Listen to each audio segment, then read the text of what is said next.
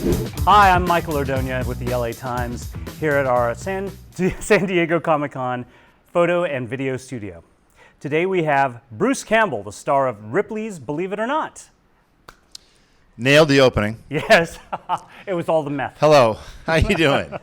A pleasure to be here at San Diego Comic-Con, the big one, the mother of all Comic-Cons. Yes. This is it. The other Comic-Cons hide in shame. If you can make it here, you can make it anywhere. Absolutely. Well, you know, Will Ferrell had a few words about what. Are you name dropping already? That didn't take long. Well, you know, my friend Scarlett Johansson and I hung out playing bridge last night. Well, I'm in the presence of a true great, so I need to raise my game. So I'm sorry, you were saying. Was I saying something? Oh yeah, right. So Ripley's Believe It or Not. Yes. I take it that you had a close relationship with Ripley's Believe It or Not in your youth? Well, I think like every person in America, you had some influence from Ripley. There was a daily column that ran forever. And then I had a red cloth-bound book that was very thick that was just part of our library in the living room. And it was a guy who could blow a candle out with his eye, some strange anomaly. And it was just it was all illustrated. They didn't even have to show pictures. I thought it was really cool and fascinating. It was fascinating is the word, not so much a freak show. And on the new Ripley's, we don't use the F word. We use the E word. Extraordinary. Yeah, because these are stories of people that are not you and me. You and me, we're amazing guys. There's no doubt about it. Hey, I blow out candles with mine all the time. But when you see some of these stories of what these people have overcome, it is impressive, and it is very uplifting. So the show's not a downer. It's not a Debbie Downer. No, I'd say that what I've seen the show tends to, you get into their backstories a little bit. That's right. We treat it a little more docu-style. Yeah. Because if you don't get to know these people, I think what they're doing, which is very dangerous, I don't think it'll have the same impact unless you know what short E dangerously is like. I think of the wedding on, what do you call that? Slacklining? Above a canyon. Sure death, instant death. Let's do that. Yeah, that seems like a great way to get started. The amazing thing is that's how that woman overcame her fear of heights. True. I know. I'll overcome my fear of heights by scaring the living hell out of myself for years. Well, But there's the transformative moment. She falls forever. Then one day she goes, Pshing! And she goes, oh my God, I got it. And she got it.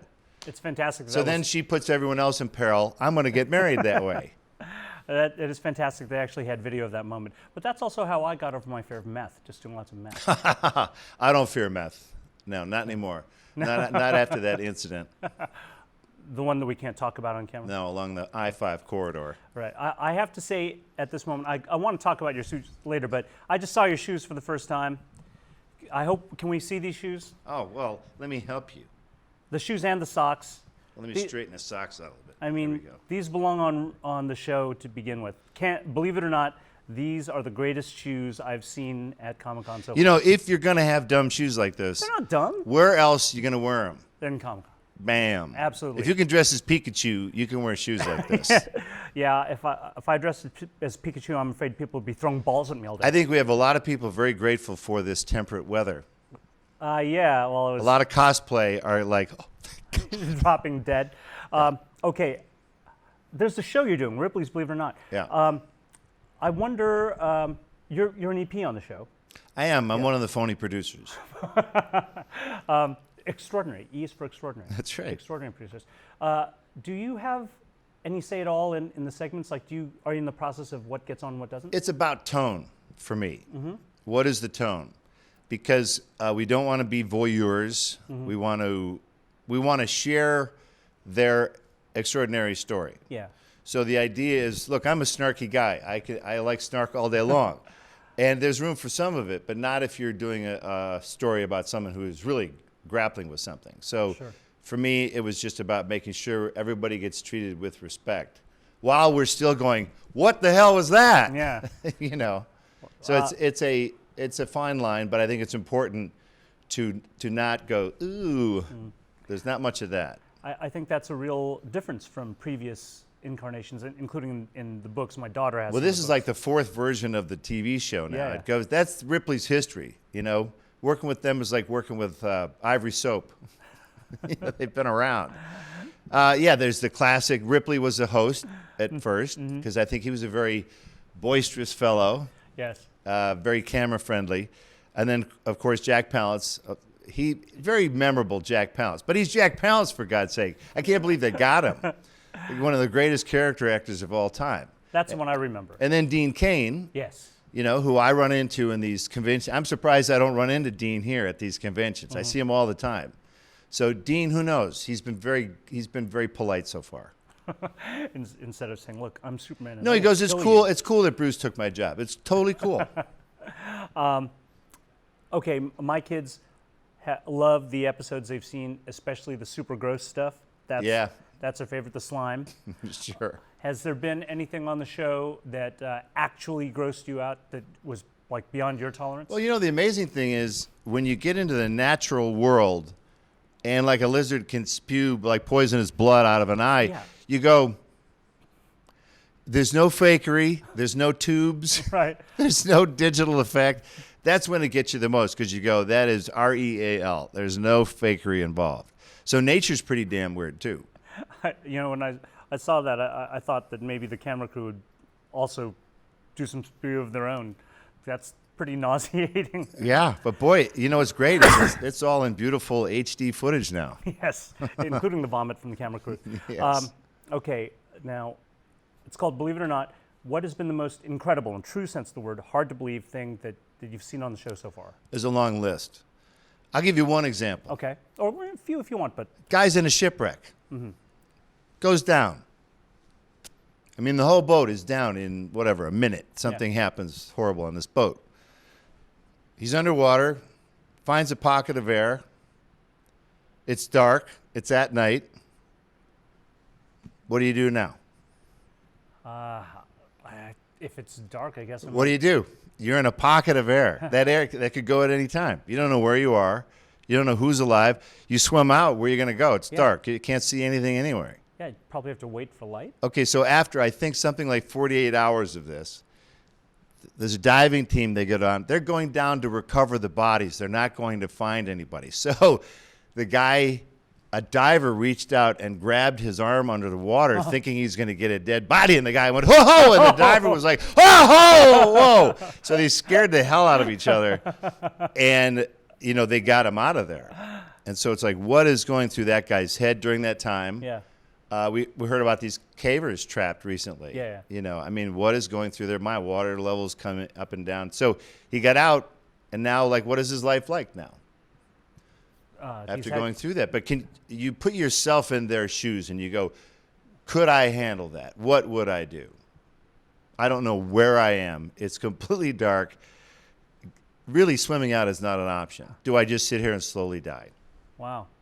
So those of us who think we have a little problem, a little stiff neck, our elbow hurts a little bit, you know what? You'll get over it after you watch the show. Yeah, you'll definitely have a new lease on life. You will. You will, because you see what people overcome and you go, oh, well, that is special. Okay, last thing about the show, was there a segment that maybe you really wanted to get on that didn't get on, or anything that that there was a fight over? No, they... You know what it is? There's roughly six or some odd stories per episode. So there's 60 of these. So it really is just, you know, if we go more seasons, we'll just get to the ones that we didn't get to. That's the cool thing. There is so much going on now, and it's easier to find these people because a lot of them have their own YouTube channel. Right, exactly. And they all have cameras. Yeah. So it's easy to go to them and say, hey, can we feature your remarkability? By the way, you got some footage, you know, and they do. Everyone has footage. So it's easier to find people, but there's no shortage of amazing stories. And everyone's like, well, why not just go to the YouTube channel and type in weird stuff? Yeah. Well, because we're telling human stories. Right. And that is the difference. I can watch those Russian traffic camera intersection traffic cams of just horrible accidents. right? Those are amazing, amazing accidents. Tanker trucks wiping people out. Same intersection. Like, should we change something at this intersection? No. But you don't know names. You don't know faces. You don't know anything. It's like watching dummies crash. It's like watching a digital crash. You don't feel it. But if you knew that guy going into the crash, you'd go, oh, you'd feel it more. Yeah. But that's a pretty cool channel, by the way. The Russian traffic camera, horrible accident, intercam. So everybody tune to that. No. Okay, look, I talked about your shoes. I have to talk about your suits. Our shooters, before you came in, they were saying he always has the greatest suits, these bespoke suits. Are these, is that because you have special tailoring needs or because you have very specific tastes? Yeah. Yes, I have special tailoring needs. I must wear bright colors at all times. My colorist told me the colors. I've always enjoyed dressing kind of like Lawrence Welk. That show is the most fantastic time capsule from like the 50s, 60s, 70s with the broad ties and the big collars. There's nothing more spectacular than a polyester leisure suit, in my mind. Just don't light a match, near anything. And I got married, had kids, so I went to like pleated shorts and socks with Birkenstocks for a while. I went practical, fanny packs, the whole thing. And now that they're gone, they're out of the house, I'm like, okay, Dad's going back to ridiculous. And look, this is the place for it. Ridiculous. This is the place for it. Go big or go home. I go to these conventions, and you got these other actors there. Uh-huh. They're getting paid to show up. They're in the torn jeans, the cowboy boots, the rumpy shirt that they picked up off the corner of their hotel room. Come on, man. Run a comb through your hair. Same with the fans. I'm trying to get them to upgrade, too. Okay. You pay for these photos, these lovely posed photos. You can get a photo op at these things. And they show up in the basketball shorts. I'm like, you couldn't wear like your favorite shirt? So I'm trying to get a little upgrade going. I was going to ask you about cosplaying. It seems to me if anyone wanted to cosplay you, they should dress super Natalie. There's a lot more ashes out there now. Oh, yeah. And there's ashettas. All right. There's a lot of women with torn clothing covered with blood and little shorts running around, and I'm conflicted about that. Well, as long as it's a tribute to Ash, we can say all right. That's right. Yeah. That's right. Okay. How many Comic-Cons have you been to? A fair amount of them. This is about 30 years for me going to these things. Because at first you'd go because they sent you a ticket, a plane ticket. Oh my God, I can come talk about Evil Dead 2. Back in the 80s. And then there was about 3-4 companies, and then they've really exploded. Yeah. I could do a Comic-Con every weekend in a different city. And they're all fighting now, I guess. Comic-Con with a dash, no dash. Right. I'll sue you for that using the dash. I don't know what that's all about, but good luck. And it's all patterned after, the mother of all Comic-Cons. But, the smaller ones are pretty fun, too. Okay, but you're just such a great person to ask this because you've been to so many, you've seen so many things, and you've been there for different stuff. And you happen to be on Ripley's Believe It or Not. What is the weirdest, most amazing thing or something that you've seen at Comic-Cons? Well, a guy put a photograph in front of me, and it was the poster from Army of Darkness. Okay. But it looked weird. It looked like hand done. It was all color. I said, why does this look so weird? He goes, because it's a poster on my back. I was like, what? I was like, you're lying. Foomp, his shirt comes off. His entire back is a poster of Army of Darkness. And there's a lot of black in that poster. Oh. There's a lot of color. Oh. He was in Iraq, a war veteran, and he just sort of dug it. So I signed his back above the tattoo, and then he got that tattooed. So I think that's it. My father was a Detroit Mad Men for 30 years as an ad guy. So to him, a tattoo is a walking billboard. So I have a collection of probably about 400 or 500 photos of people's tattoos. Wow. With either my face or Evil Dead or whatever. And it's going to look great in their 80s. It's going to look really cool. I'm sure that's like your version of the portrait of Dorian Gray.